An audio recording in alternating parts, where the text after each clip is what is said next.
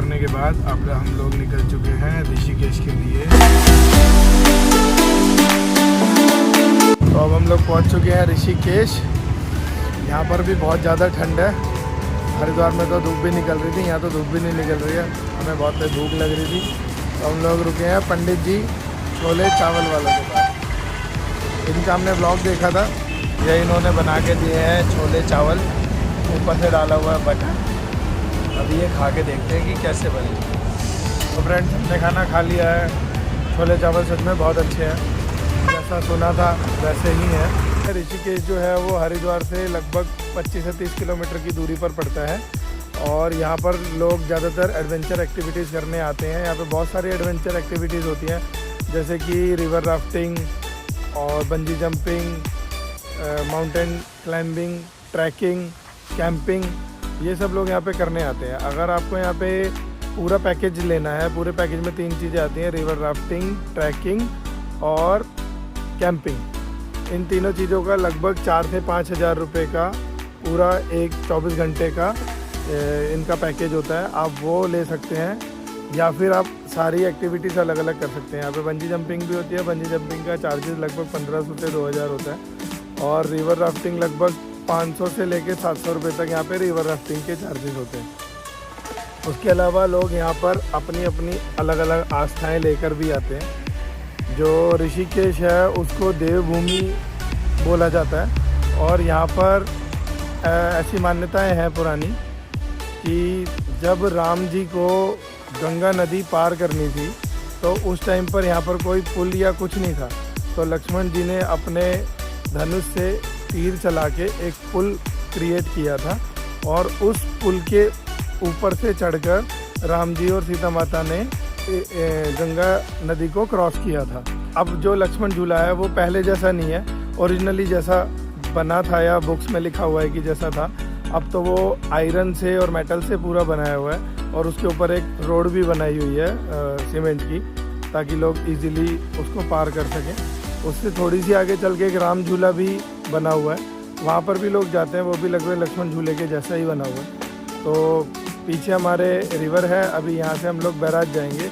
और हाँ, मैं ये भी बात बताना चाहूँगा, जैसे कि अगर आप लोग ऋषिकेश आते हैं तो हरिद्वार से ऋषिकेश के रास्ते पे जनरली सभी जाते हैं और सब वहीं से ही आते हैं। बहुत कम लोग होते हैं जो बैराज होते हुए जाते हैं। तो मैं आपको बताना चाहूँगा कि आप लोग बैराज होते हुए भी जा सकते हैं, क्योंकि बैराज का जो रास्ता है उसकी अपनी अलग ब्यूटी है और इधर से ऋषिकेश का जो रास्ता है उसकी अपनी अलग ब्यूटी है। तो अभी हम लोग बैराज होते हुए वापस जाएंगे और बैराज के रास्ते के व्यूज़ मैं आपको दिखाऊंगा। मेरी नज़र में तो बैराज का रास्ता बहुत ही ज़्यादा सुंदर है। बाकी आप लोग कमेंट करके बताना कि कैसा लगा आपको बैराज वाला रास्ता। अभी हम लोग आ चुके हैं लक्ष्मण झूला। लक्ष्मण झूला पे थोड़ा सा विजिट करके, ऑल्दो दिन के अंदर लक्ष्मण झूले का कोई इतना ज़्यादा बढ़िया अट्रैक्शन नहीं होता, क्योंकि वहाँ पे बहुत भीड़ होती है।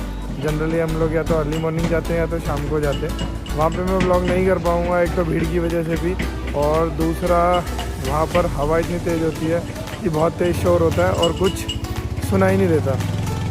तो इसलिए अभी हम लोग जाएंगे, पहले हम चाय पी लेते हैं, थोड़ी ठंड हो रही है यहाँ पे।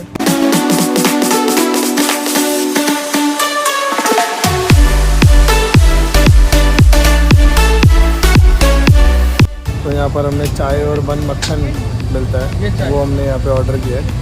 चाय हम पी रहे हैं ठंड की वजह से, थोड़ी भूख से भी लग गई थी तो हमने उसका बन मक्खन लिखा। ये है इनका बन मक्खन, बन पे मक्खन लगा के देते हैं। कैसा है भाई? बढ़िया है। अभी मैं भी खा के देखूँगा। चलो चाय पीते हैं।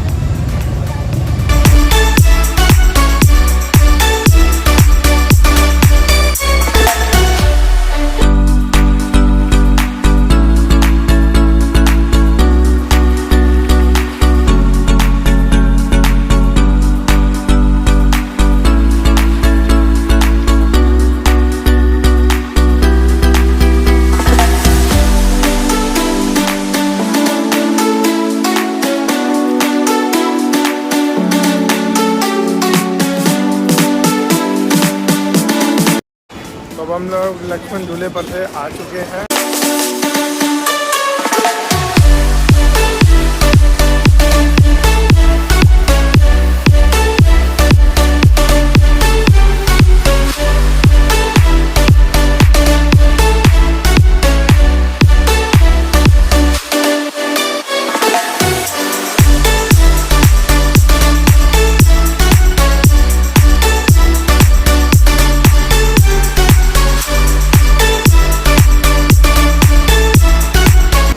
लोग जाएंगे बैराज। बैराज भी अच्छी जगह है, वहाँ पर चल के हम थोड़ा सा शूट करेंगे।